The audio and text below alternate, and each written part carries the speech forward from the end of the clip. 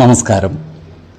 വേദാംഗ ജ്യോതിഷത്തിലെ അമൂല്യമായ അറിവുകളും മറ്റ് ആധ്യാത്മിക ജ്ഞാന ഉപദേശങ്ങളും പകർന്നു തരുന്ന പ്രശാന്തം ആസ്ട്രോ ചാനലിലേക്ക് ഏവർക്കും സ്വാഗതം.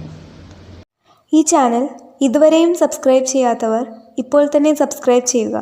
നോട്ടിഫിക്കേഷൻ ലഭിക്കുന്നതിനായി ബെൽ ബട്ടൺ അമർത്തുമല്ലോ. ഒപ്പം ചാനൽ ലൈക്ക് ചെയ്യുക, ഷെയർ ചെയ്യുക, കമൻറ്റ് ചെയ്യുക. കൊല്ലവർഷം 1200 മേട സംക്രമം ചോതി നക്ഷത്രത്തിലാണ്. മേടം 1-ാം തീയതിയിലെ ഗ്രഹനില അനുസരിച്ച് മേടം രാശിയിൽ ആദിത്യനും, ഇടവത്തിൽ സർവേശ്വരകാരകനായ വ്യാഴവും, കർക്കിടകം രാശിയിൽ കുജനും, ചിങ്ങത്തിൽ ഗുളികനും, കന്നിരാശിയിൽ കേതുവും, തുലാം രാശിയിൽ ചന്ദ്രനും, മീനത്തിൽ ബുധനും ശുക്രനും ശനിയും രാഹുവും സ്ഥിതി ചെയ്യുന്നു. ചിത്തിര നക്ഷത്രത്തിൽ ജനിച്ചവർക്ക് മേടമാസം പൊതുവെ ഗുണദോഷ സമ്മിശ്രമായിരിക്കും. ഇവർക്ക് പ്രവർത്തന മേഖലകളിൽ കാര്യങ്ങൾ അനുകൂലമായിരിക്കും. ജോലിയിൽ ചില മാറ്റങ്ങൾ വന്നു ചേരുവാനുള്ള സാധ്യതകൾ കാണുന്നുണ്ട്. സാമ്പത്തിക അഭിവൃദ്ധി ഉണ്ടാകുന്നതാണ്. എന്നാൽ ചിലവുകൾ നിയന്ത്രിച്ചു നിർത്തുവാൻ പരിശ്രമിക്കേണ്ടതുമാണ്. ഇവരുടെ ഉദ്ദേശകാര്യങ്ങൾ പൂർത്തീകരിക്കുവാൻ കാലതാമസം എടുക്കുവാനുള്ള സാധ്യതകൾ കാണുന്നുണ്ട്.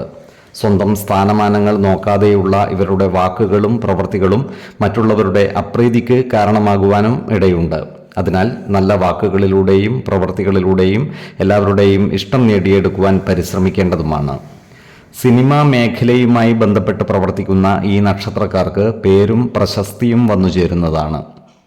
അതുപോലെ വാഹനം ഓടിക്കുമ്പോൾ ഇവർ പ്രത്യേകം ശ്രദ്ധ പുലർത്തേണ്ടതാണ്. പ്രത്യേകിച്ചും ഇരുചക്ര വാഹനം ഓടിക്കുന്നവർ വേണ്ടത്ര സുരക്ഷാ ക്രമീകരണങ്ങളോടെ മാത്രമേ യാത്ര ചെയ്യുവാൻ പാടുള്ളൂ.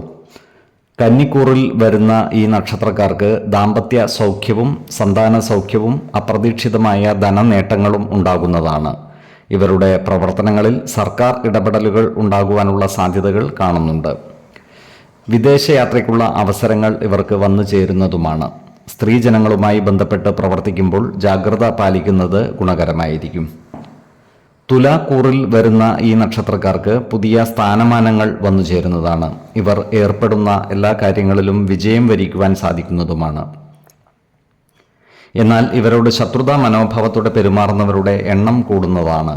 അത്തരക്കാരെ തിരിച്ചറിഞ്ഞാൽ അവരുമായി നല്ല സ്നേഹ സൗഹൃദ ബന്ധം നിലനിർത്തുവാൻ പരിശ്രമിക്കേണ്ടതുമാണ്. ആരോഗ്യ കാര്യങ്ങളിലും ഈ നക്ഷത്രക്കാർ ഒരു പ്രത്യേക ശ്രദ്ധ പുലർത്തുന്നത് ഗുണകരമായിരിക്കും. 4, 12, 20 തീയതികൾ അനുകൂലമാണ്. ഈ നക്ഷത്രക്കാർ ജനിച്ച സമയത്തെ അടിസ്ഥാനമാക്കിയുള്ള ജാതകത്തിലെ ലഗ്ന രാശിയുടെയും ലഗ്ന അധിപന്റെയും സ്ഥിതിയും ശുഭ പാപ ഭാവങ്ങളുടെ സ്ഥിതിയും ഓരോ രാശിയിലെയും ഗ്രഹങ്ങളുടെ സ്ഥിതിയും അനുസരിച്ച് ഇവരുടെ പൊതുഫലത്തിൽ ഏറ്റക്കുറച്ചിലുകൾ ഉണ്ടാകുവാനിടയുണ്ട്.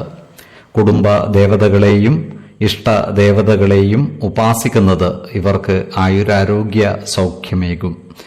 ഇഷ്ടദേവതാ മന്ത്രം 108 തവണ ദിനംതോറും ലിഖിത ജപം ചെയ്തു വരുന്നത് ഇവർക്ക് സർവ്വ ഐശ്വര്യങ്ങളുമേകും. നല്ല വ്യക്തി സാധനകളോടെയും ഉപാസനകളോടെയും മുന്നേറിയാൽ സർവേശ്വരാനുഗ്രഹത്താൽ ഇവരുടെ സർവ്വകാര്യങ്ങളും മംഗളകരമാകും. നന്ദി, നമസ്കാരം. ജ്യോതിഷരത്നം പ്രശാന്ത് കണ്ണോം.